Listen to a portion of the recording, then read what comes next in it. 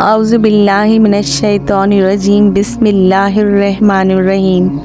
سورۃ کوثر، شان نزول اور تعارف۔ اللہ سبحانہ تعالیٰ کے آخری رسول حضور نبی کریم صلی اللہ علیہ وسلم کے بیٹوں میں حضرت قاسم اور حضرت عبداللہ رضی اللہ تعالیٰ عنہ کے انتقال کا کفار نے خوشیاں منائیں اور آپ صلی اللہ علیہ وسلم کو بے نام و نشان ہونے کا طعنہ دیا۔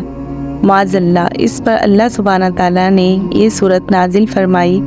اس صورت میں اللہ سبحانہ تعالیٰ نے اپنے پیارے حبیب رسول کریم صلی اللہ علیہ وسلم پر خاص فضل اور انعامات کا بیان فرمایا ہے۔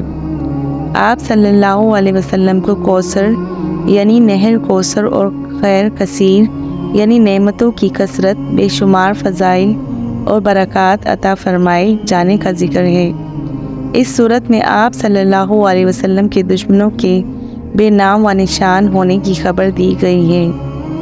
ان عظیم نعمتوں پر آپ صلی اللہ علیہ وسلم کو اللہ سبحانہ تعالیٰ کا شکر ادا کرنے کے لیے نماز پڑھنے اور قربانی کرنے کی تلقین فرمائی گئی ہے۔